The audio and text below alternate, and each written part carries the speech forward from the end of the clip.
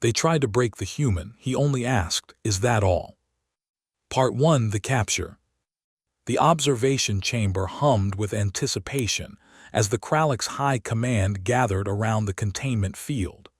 7 species, representatives of the most powerful civilizations in the known galaxy, had assembled to witness something they'd only heard whispers about: a human. Commander Zelthrix, a towering crystalline being whose facets reflected light in hypnotic patterns, approached the energy barrier with cautious fascination. Inside, sitting cross-legged on the metal floor, was Marcus Chen, formerly Lieutenant Chen of the Earth Colonial Defense Force, now prisoner of the Galactic Hegemony. Fascinating, Zelthrix's voice resonated like wind chimes in a storm. It appears so, fragile. Marcus looked up, his dark eyes meeting the alien's multifaceted gaze. His uniform was torn, blood crusted along his left temple from the crash landing that had ended his escape. But his expression held something the gathered aliens couldn't quite identify. Not fear, not defiance, something else entirely. "Humans," announced High Inquisitor Vrask, her serpentine body coiling around the control console, "are classified as a Tier 7 species. Physical durability index, marginal, pain tolerance threshold below galactic average. Psychological fortitude unproven." Her forked tongue flicked the air with satisfaction. "And yet their expansion rate suggests otherwise. This specimen will help us understand why." Marcus shifted slightly, rolling his shoulders. "You could just ask." The chamber fell silent. "It speaks," murmured a Quellian observer, its insectoid mandibles clicking nervously. Vrask's hood flared. "We are not interested in your words, human. We are interested in your limits. Earth has refused to submit to hegemony authority. They claim your species possesses qualities that make you unsuitable for standard integration protocols. We intend to disprove this delusion." She gestured to the technicians. "Begin with standard stress protocols, level 3 intensity." Marcus closed his eyes as the containment field shifted colors. The air pressure increased dramatically, simulating the gravity of a heavy world species. His bones creaked under the sudden weight. 5 times Earth gravity. The force pressed him flat against the floor, his chest struggling to expand, every breath a battle. The aliens leaned forward, data streaming across their monitors. Heart rate elevated, respiratory distress, skeletal stress approaching critical thresholds. 30 seconds passed, a minute too. Marcus's fingers clawed at the floor, veins bulging in his neck. Then, with agonizing slowness, he pressed his palms flat. His arms shook violently. The aliens watched in confusion as, centimeter by centimeter, he pushed himself up, first to his knees, then impossibly to his feet. He stood there, swaying, blood vessels burst in his eyes, and managed to speak through gritted teeth. "Is that all?" Vrask's pupils contracted to slits. "Increased to level 5. Part 2. The Breaking Point. 8 hours had passed since they'd begun the evaluation. Marcus hung suspended in the containment field, arms splayed, his body a canvas of trauma. They'd cycled through thermal extremes, flash-freezing cold that turned his breath to ice crystals, then searing heat that blistered his skin. They'd introduced neurotoxins, watching with clinical detachment as his nervous system fired random signals, causing his muscles to seize and spasm. The galactic observers had begun to show signs of discomfort. Not at his suffering, they were scientists after all, but at his refusal to break. "Psychological threshold should have been reached 4 hours ago," muttered Dr. Kelvin, a Thurian medical officer whose blue-gray skin had paled to almost white. "By our models, he should be catatonic. Instead, his brain activity suggests." He adjusted his scanner, frowning at the readings. "Suggests he's doing mathematics." "What?" Zelthrix leaned over the display. "Prime number sequences, if I'm reading this correctly. He's calculating primes in his head." In the chamber, Marcus's lips moved silently. 97, 101, 103, 107. a focused technique they'd taught him in resistance training. Give the mind something to hold onto, something they can't take away. Vrask circled the containment field, her scales rippling with frustration. This is pointless. Deploy the Whisper Protocol. Several aliens exchanged concerned glances. The Quellian ambassador's antennae drooped. High Inquisitor, the Whisper Protocol is classified as a war crime under hegemony law. It's psychological torture of the highest order.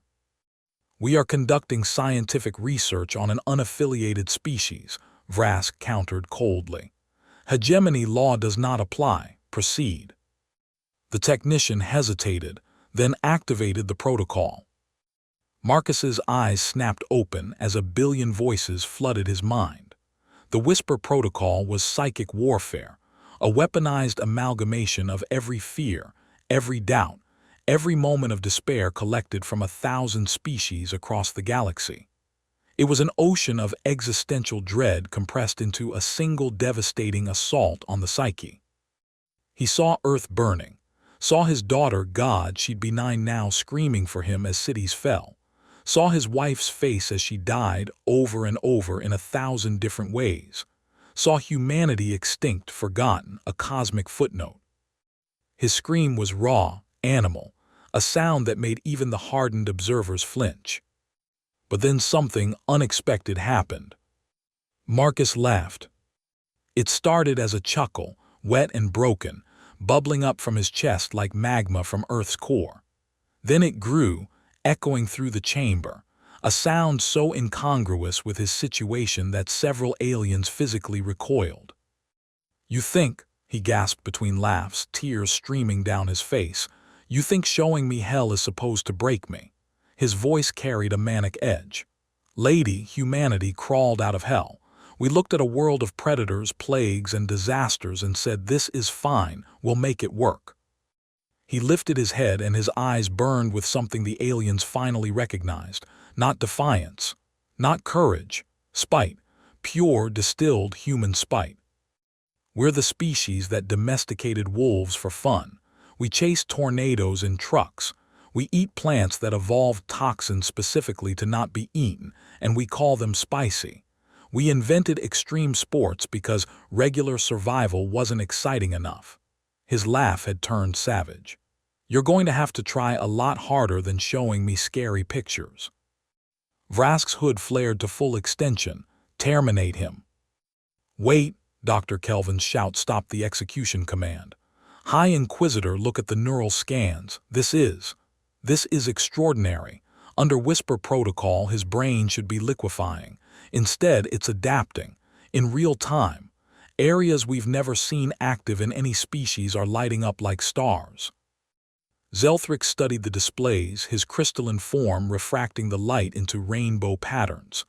"He's compartmentalizing the trauma, analyzing it, filing it away. By the void, he's not fighting it, he's learning from it." "Impossible," Vrask hissed. "No organic mind can."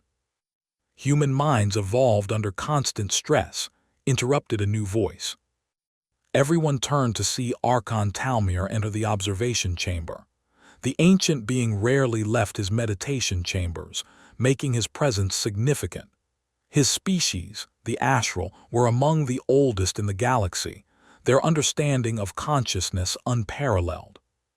"For hundreds of thousands of years," Talmir continued, his voice like distant thunder, "humans lived as prey animals on a death world. They developed something unique, the ability to experience trauma and continue functioning. They called it trauma response, later resilience. What you're witnessing isn't breaking, it's evolution in action." He approached the containment field, studying Marcus with eyes that had seen civilizations rise and fall. "Tell me, human, why haven't you given up?" Marcus met the Archon's gaze. When he spoke, his voice was steady, almost conversational despite his condition. "Because that would be boring." Part 3, The Revelation. They moved Marcus to a different chamber, larger, more clinical, with monitoring equipment that could track quantum-level changes in his biology. The torture had stopped, replaced by observation, But the questions had only begun. Archon Talmir sat across from Marcus, who now had medical attention and sat in a simple chair rather than hanging in restraints. The contrast was jarring. The ancient, ethereal astral and the battered, exhausted human sharing tea. Actual tea. Marcus held the cup with shaking hands, inhaling the steam. "Your species puzzles us," Talmir began. "We've studied your history, your wars, your self-destruction. You nearly exterminated yourselves a dozen times before achieving space travel. By all statistical models, humans should have gone extinct millennia ago." Marcus took a sip, savoring the warmth. "But we didn't. No, you thrived. And now you spread across the stars with a recklessness that terrifies the hegemony. Not because you're strong, you're not comparatively. Not because you're intelligent, dozens of species surpass you, but because you simply won't stop." "Is there a question in there?" Talmir's expression might have been a smile. "Why, we've offered Earth every advantage of joining the hegemony: technology, protection, trade. Instead, you reject us and expand on your own, claiming worlds at a rate that suggests either ignorance or arrogance. The High Command sees you as a threat. I see you as a mystery." Marcus set down his cup, his hand steadier now. "Do you know what we called it when we first left Earth, when we stepped onto the moon? The Armstrong event, your historical records." "No, I mean what we called it, regular people." Marcus's eyes grew distant. "We called it getting away with something. Because that's what it felt like we'd snuck out of a cosmic prison. Earth tried so hard to kill us. Ice ages, supervolcanoes, meteor impacts, plagues that killed half of us, and we just kept going." He leaned forward, animated despite his exhaustion. "Every other species you've encountered evolved on worlds that nurtured them, right? Stable climates, abundant resources. They grew up in the galaxy's equivalent of gated communities." A crude analogy, but essentially correct. "We grew up in Detroit." Talmir's translator struggled with the reference, finally settling on a harsh urban environment characterized by adversity. "Sure, and when you grow up like that, you develop a certain attitude. You learn that the universe doesn't owe you anything. That comfort is temporary. That safety is an illusion." Marcus picked up his tea again. "But you also learn that you're tougher than you think, that you can take a hit and keep moving, that giving up is the only real failure. This philosophy led to your refusal of hegemony membership. It led to us questioning why you wanted us so badly." Marcus's eyes sharpened. "You've got thousands of species in your hegemony, most of them advanced beyond us. But you came to Earth with offers that seemed too good, too eager. That made us suspicious. Suspicious of aid. Suspicious of intent. On Earth, when someone offers something for nothing, there's always a catch." He paused. "So we said no, and you responded with blockades, trade restrictions, then observation missions that were really kidnappings." He gestured to himself. "Which brings us here." Talmir was silent for a long moment. When he spoke, his voice carried weight beyond sound. "You're right to be suspicious." The admission hung in the air like a thunderclap. "The hegemony is dying," the Archon continued. "Not quickly, not obviously, but dying nonetheless. We've grown complacent, safe. Our species no longer struggle, no longer adapt. We've optimized ourselves into stagnation. Birth rates decline. Innovation has slowed to a crawl. We're a civilization of caretakers managing our own slow extinction." He gestured around them. "This facility, this evaluation, was never about breaking you. It was about understanding how a species that should have failed instead flourishes. We needed to see what we've lost." Marcus processed this, his tactical mind working through the implications. "And what did you find?" "That pain makes you stronger. That suffering breeds innovation. That the very traits we've spent millennia eliminating from our civilizations, aggression, recklessness, the ability to endure trauma, are survival features, not bugs." Talmir's ancient eyes gleamed. "You asked earlier if our tests were all we had. The answer is no. but anything more would kill you and you're more valuable alive. Valuable how? As proof that the old ways aren't wrong, that struggle has purpose. The Archon stood, his form seeming to grow. I'm going to do something that may get me executed. I'm going to release you and send you home. Marcus stiffened. Why? Because the hegemony needs to see what happens when you refuse to break. Some, like Vrask, will see you as a threat to be eliminated. Others will see you as a teacher, showing us what we've forgotten. Either way, the status quo dies. He moved toward the door, then paused. Tell your people, the galaxy is more dangerous than they know. The hegemony's peace has kept ancient horrors at bay. If we fall, those horrors wake. Humanity may need to become more than survivors. You may need to become protectors. And if we refuse, then we all end. But something tells me refusal isn't in your nature. Part 4, the message. The escape pod screamed through space, its trajectory calculated to intercept Earth Colonial Defense Force patrol routes. Inside, Marcus floated in zero gravity, his body a mass of bruises and healing wounds, but his mind sharp. The pod's communication array had been modified by Talmir's people, expanded to broadcast on every known frequency, ensuring the message would reach not just Earth, but every listening post in the sector. This wasn't a rescue. It was a declaration. Marcus activated the recorder, his face appearing on screens across human space. This is Lieutenant Marcus Chen, serial number 774 Bravo 39er. 3 weeks ago, my reconnaissance vessel was captured by hegemony forces. I was taken to a facility designated Observation Post Theta for what they called an evaluation. He paused, choosing his words carefully. They wanted to know why Earth refused to join their hegemony, why humanity insists on independence despite being offered every advantage. So they tested us. They tested our limits. His hand drifted to the scars on his arm, still visible beneath the medical mesh. I'm not going to detail what they did. That's not the point of this message. The point is what they found. His eyes blazed with intensity. They found that we don't break, not the way they expected, not the way their models predicted. They threw everything at me: pain, fear, psychological warfare, and when I was still standing, they didn't know what to do with that information. He leaned closer to the camera. Here's what I learned. The Galactic Hegemony is afraid. Not of our weapons, not of our technology. They're afraid of what we represent. We're chaos in their ordered universe. We're the variable they can't control.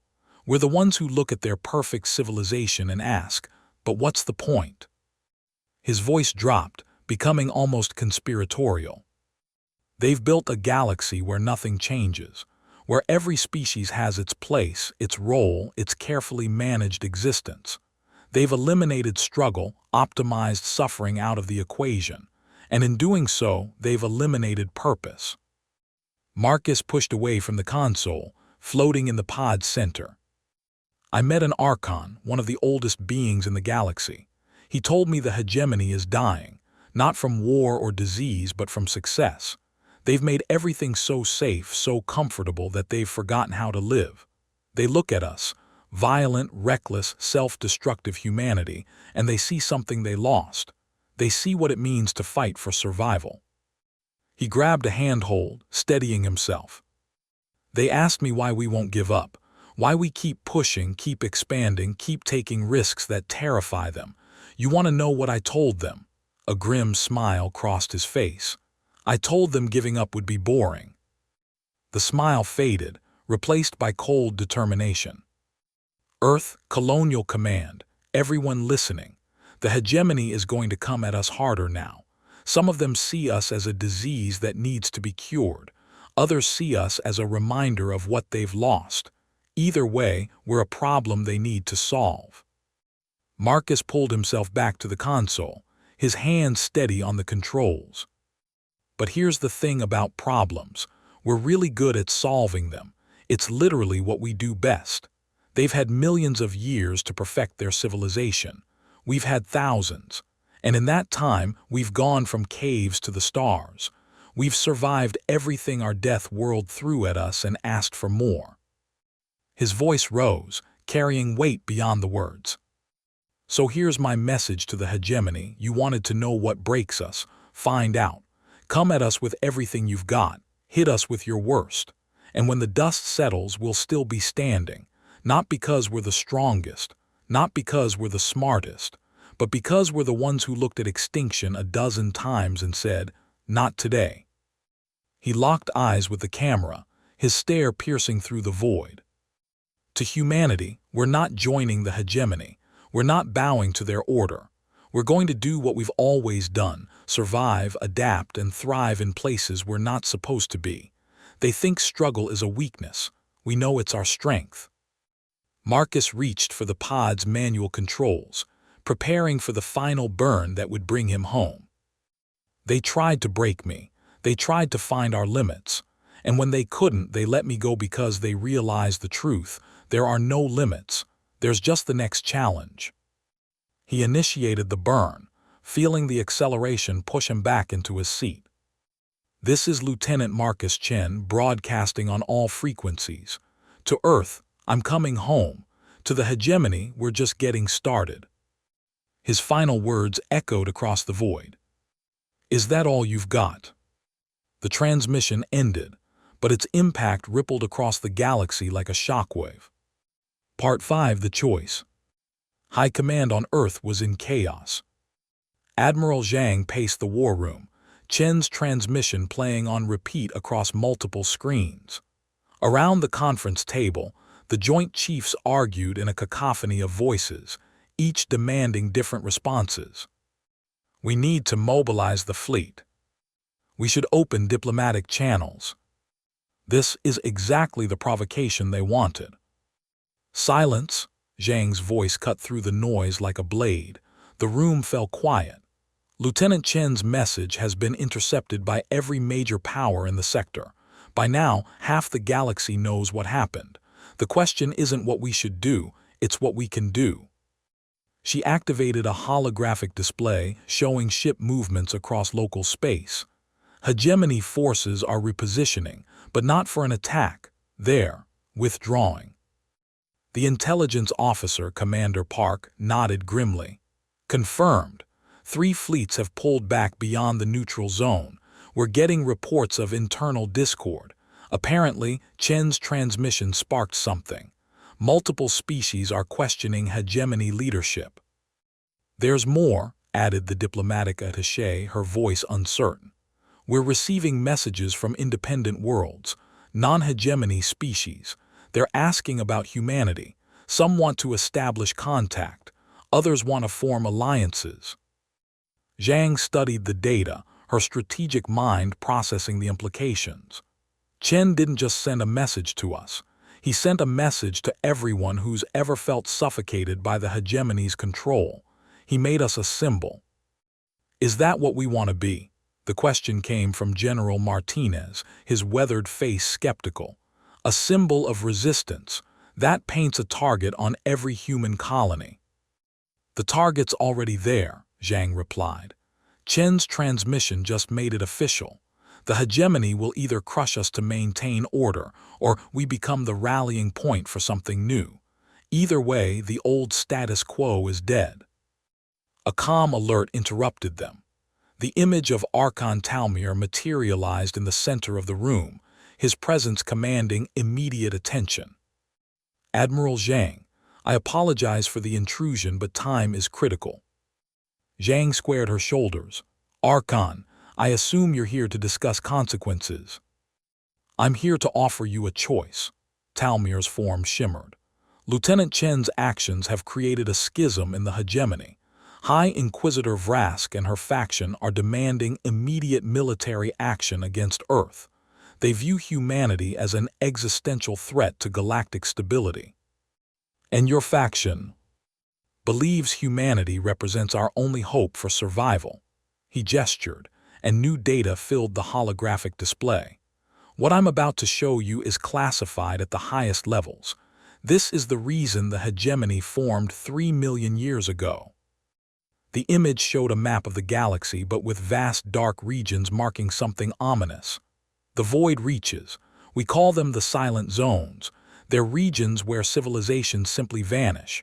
No survivors, no wreckage, just silence. The room went cold. For millions of years, these zones were stable, contained. The hegemony's purpose wasn't just peace, it was defense. We built a civilization so stable, so ordered that we could maintain a barrier. But that barrier requires energy, requires will, requires, he paused, the willingness to fight. Which you've lost, Zhang concluded. Precisely. Our species have grown so accustomed to peace that when we drill for defense, our soldiers don't understand why. When we ask populations to sacrifice for the greater good, they refuse. We've optimized the fight out of our people. Zhang leaned on the table. And you think humans can provide that fight? I think humans still remember how to struggle, how to sacrifice. You're not the strongest species, but you're the only ones who still know what war costs and are willing to pay it anyway. Martinez spoke up. What are you asking us to do? Join the hegemony, but not as subjects, as equals, as warriors. Help us remember what we've forgotten. Help us rebuild our defenses before the void reaches expand. Talmir's form seemed to age before them. Or refuse, and we'll all face extinction when the barriers fail. Zhang exchanged glances with her officers. And if we join, we become the hegemony's soldiers, their enforcers.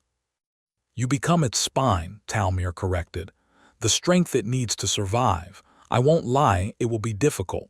Many species will resent you, some will fear you, but you'll have influence over the galaxy's direction. You'll have a voice in preventing another stagnation. The Admiral turned away, staring at the stars beyond the viewport. Somewhere out there, Marcus Chen was approaching home, unaware that his defiance had given them this choice. I need to consult with Earth's leadership, she finally said. This decision affects all of humanity.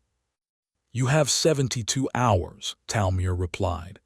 After that, Vrask's faction will force a vote, and if they win, the hegemony will come for Earth with everything it has.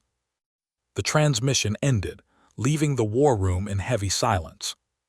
Park spoke first. It's a trap, has to be. Maybe, Zhang agreed. Or it's exactly what he says, a dying civilization's last desperate move. Either way, we're choosing between fighting now or fighting later.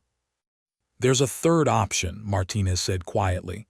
We could run, take our colonies and push into unexplored space, avoid this entirely. Zhang shook her head.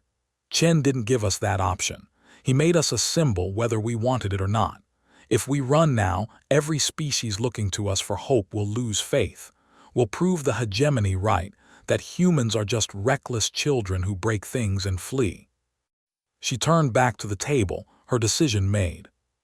We're not running, and we're not submitting. We're going to do what humanity does best, find the third option, the one nobody else sees coming. Which is? A dangerous smile crossed Zhang's face. We're going to prove that you can be strong without breaking, that you can fight without becoming a monster. We're going to show the galaxy that humans aren't chaos, we're evolution. She activated the comm array. Send a message to all colonial governors. Prepare for full mobilization, but not for war, for something else. Admiral, we're going to accept Talmir's offer, but on our terms. We'll join the hegemony not as soldiers but as teachers. We'll show them how to remember their fight, how to find purpose in struggle, and if they don't like what we teach. Her smile turned sharp as steel. They can ask us if that's all we've got. Epilogue: the answer. 6 months later, Marcus Chen stood at the observation window of Hegemony Station Prime, watching Earth's blue marble rotate slowly in the viewport. Behind him, the station bustled with activity, a hive of species from across the galaxy, now united in something new. Quite a view, came a familiar voice. He turned to see Archon Talmir approaching, looking somehow younger than their first meeting. It is, Marcus agreed. Still weird seeing hegemony and Earth ships working together, though. Change is always uncomfortable, but necessary. Talmir joined him at the window. You've heard about the reformations. Marcus nodded. The past months had been a whirlwind. Earth had joined the hegemony, but on unprecedented terms. Human military doctrine was being integrated into hegemony defense forces. Human philosophy, the concept of growth through adversity, was being taught in schools across member worlds. Most significantly, humans were being placed in leadership positions throughout the command structure. Still getting pushback, Marcus said. Vrask's faction thinks we're corrupting galactic culture. They'll adapt or be left behind. That's the lesson you've taught us. Talmir's ancient eyes gleamed. Do you know what's happened in the outer colonies? Species that hadn't produced a new idea in millennia are suddenly innovating. Birth rates are rising. People are finding purpose again. Because we made them uncomfortable. Because you reminded them that comfort isn't the same as living. The Archon paused. You asked me once what would happen if humanity refused to join. I gave you dire predictions, but I realize now I was wrong. If you'd refused, you would have survived anyway. You always do. Marcus smiled. So why'd we join? Because despite everything, humans are optimists. You see a broken galaxy and think you can fix it. It's insufferably arrogant. Yeah, Marcus's smile widened. It really is. An alarm chimed softly, not urgent but present. Talmir checked his display, his expression growing serious. The deep space monitors have detected movement in the void reaches.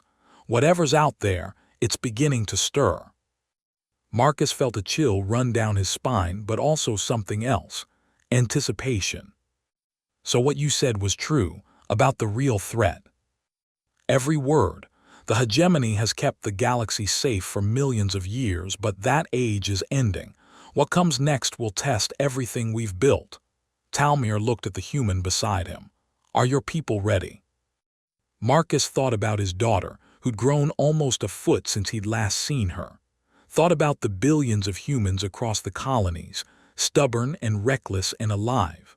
Thought about a species that had crawled out of caves and decided the stars weren't far enough. Ready, we were born in hell, crawled through worse, and made it to the stars anyway. Whatever's coming. He met Talmir's gaze with absolute certainty. Tell them to bring everything they've got, because we'll still be here when the dust settles. We'll still be standing, still asking the same question that's kept us alive for 100,000 years. The words hung in the air between them, a promise and a challenge and a truth. Is that all?